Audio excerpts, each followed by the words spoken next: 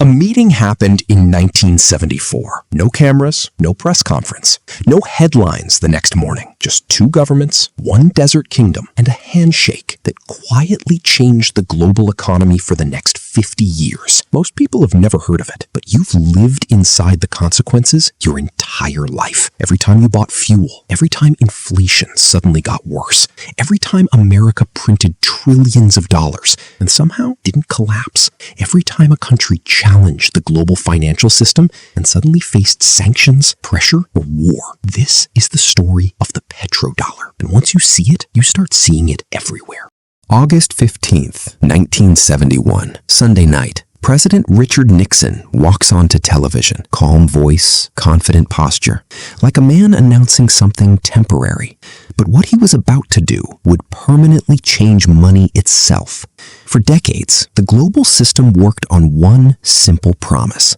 The US dollar was backed by gold. If another country held dollars, they could exchange those dollars with the United States government and receive real gold in return. $35 per ounce, fixed. That's why countries trusted the dollar after World War II. Not because America said, "Trust us," because there was gold sitting behind the paper.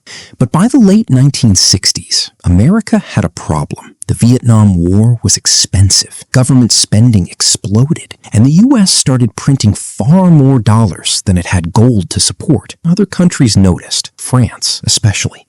They looked at America printing endless money and basically said, "We want the gold, not the paper." And suddenly, America faced a dangerous possibility. If enough countries redeemed their dollars, Fort Knox would start emptying out. So Nixon made a decision.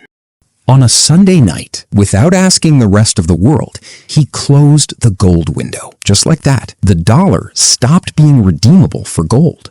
The system that held global finance together was gone in a single speech. And the next morning, the entire world woke up holding paper backed by nothing. At least, that's what it looked like. Because behind the scenes, America was already working on a replacement. The deal in the desert. 1974, U.S. Treasury Secretary William Simon lands in Saudi Arabia. The timing matters. America needed something desperately. A new reason for the world to keep using dollars. Without gold, the dollar should have weakened. Countries should have abandoned it. But instead, something strange happened. Demand for dollars exploded. Why? Because of the deal Simon came to make. America told Saudi Arabia, sell your oil only in US dollars. Not pounds, not francs, not yen, only dollars. And in return, America would provide military protection, weapons, security guarantees, political support. Saudi Arabia agreed. And because Saudi Arabia was the most powerful oil exporter on earth, the rest of OPEC largely followed. That one agreement changed everything. Because now, if any country wanted oil, and every country needed oil, they first needed US dollars. Japan needed dollars. Germany needed dollars. India needed dollars. Brazil needed dollars. Oil became the mechanism that forced the world to use American currency. The dollar was no longer backed by gold. Now it was backed by global energy demand. Not by nature, not by economics, by a geopolitical agreement made in a desert.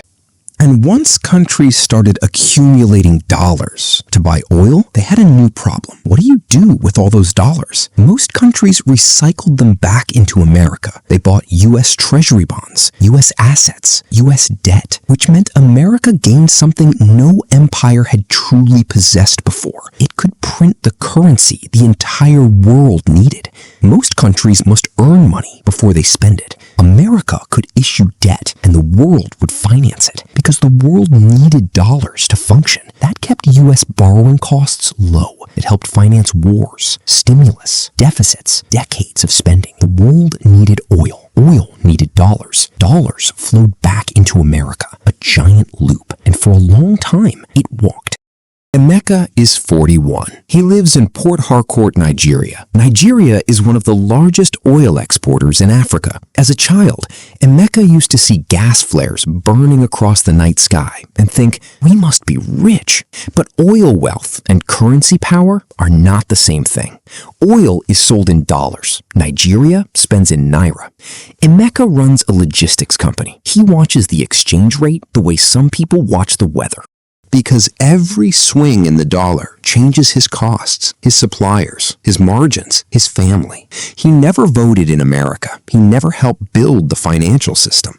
But the system reaches into his life anyway. He made no deal in any desert. The deal found him.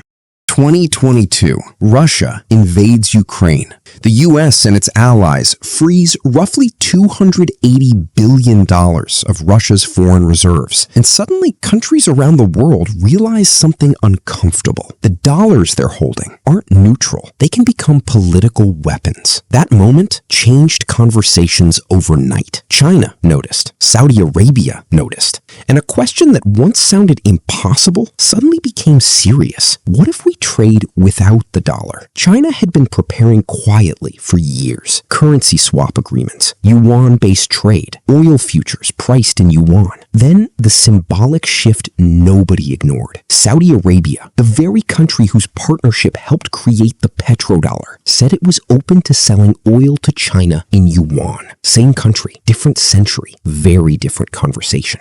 Rania imports medical equipment into Egypt. Everything she buys internationally is priced in dollars. Her customers pay in Egyptian pounds.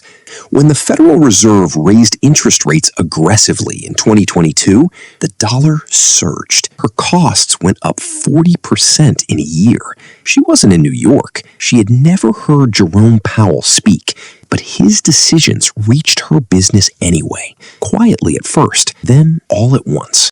The global financial system isn't permanent. It feels permanent while you're inside it. The British pound once dominated global trade. Before that, other empires controlled global money too. Then the system changed. And when reserve currency systems change, the transition is rarely smooth. Because underneath money is power, and powers do not give up dominance willingly.